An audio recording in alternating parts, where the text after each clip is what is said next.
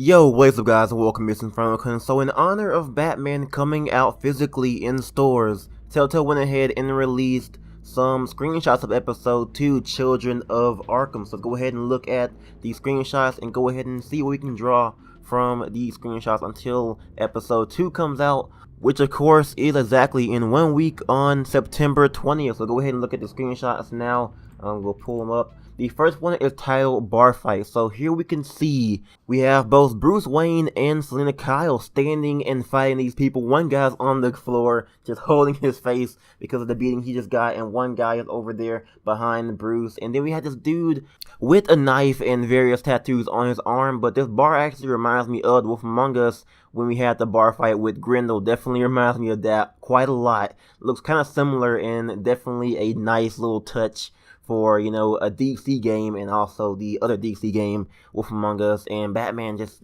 having a bar scene is definitely really cool. So looking forward to that probably most in the episode, the, you know, tag team between Selina and Bruce in a bar fight with these penguin thugs. So let's go ahead and move on to the other image. We have this actually amazingly shot image of, you know, of Catwoman and Batman. The title of the image is called BatCat, so definitely really awesome to see, you know, Selina in that awesome pose and Batman just standing looking buff as usual, how he usually stands.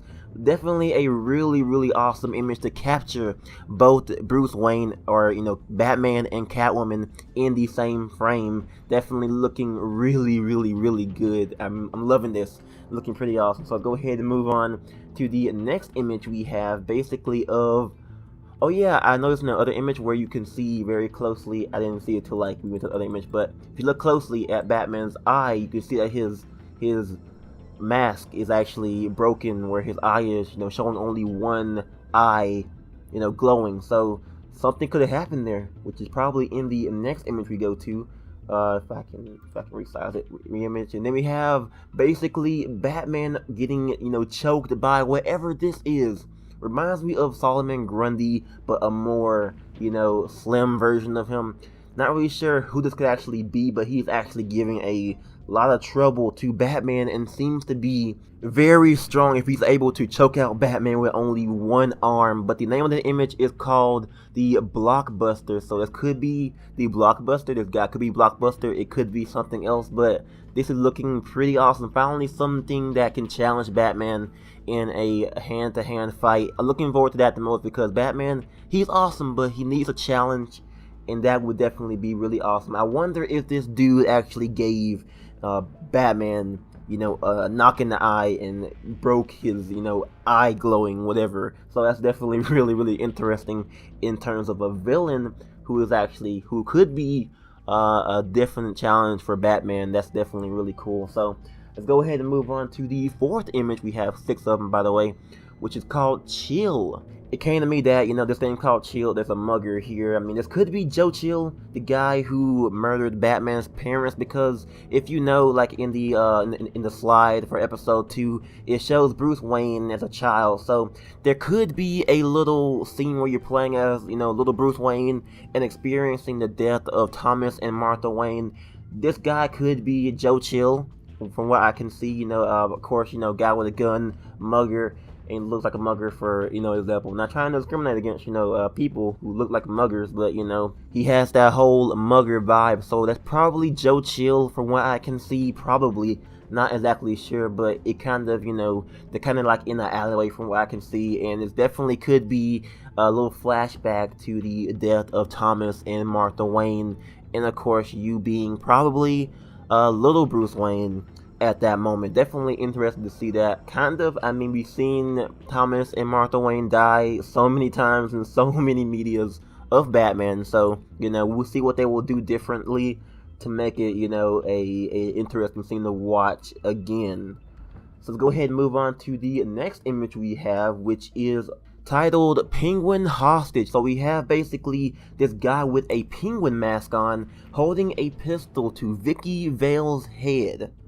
Definitely really scary stuff. Why is the penguin or why is this Penguin guy wanting to go after Vicky Vale? Now, there could be different reasons to this. Of course, we have, the Mayor Hill poster in the background. But, of course, from what we can tell is that, okay, for example, Vicky Vale, you give her the evidence, she leaks out the Falcone stuff to the media. So, could the Penguin, I know Penguin is, from what I'm thinking, is like actually going to be Cobblepot, but what if the Penguin isn't Cobblepot, and, it's just somebody who works for Falcone and isn't really too happy with Vicky Vale leaking this information about Falcone? So, I'm wondering what's going on here with the whole Penguin mask. This is a new thing because there hasn't really been a Penguin-esque cult that has, wore Penguin mask and stuff like that. Obviously the Penguin is, of course, a character who is, looks and walks like a penguin. So pretty much, I'm wondering what they're going to do with this whole Penguin gang. It's definitely really, really interesting to incorporate some kind of, gang of people who are led by the Penguin. So it's definitely really, really interesting if they go ahead and pull it off right. Maybe it could be like the Red Hood gang, where we have, people who are basically kind of equal, but, they are a gang of villains and bank robbers and stuff. Could be very interesting, but I am kind of worried for Vicky Vale at this moment because, she isn't going to die, but it's definitely really cool to see stuff like this happen. So let's go ahead and move on to the last image we have of an awesome shot at the end of Falcone's tower. You can see it all just destroyed with Wayne Tower in the background. Definitely an awesome shot of Batman. Not sure why he's back at Falcone's tower club, because basically of course we left it at the end of episode 1, so we could go back to it to investigate more about this Falcone and Wayne or parents mystery. So definitely some really, really cool screenshots.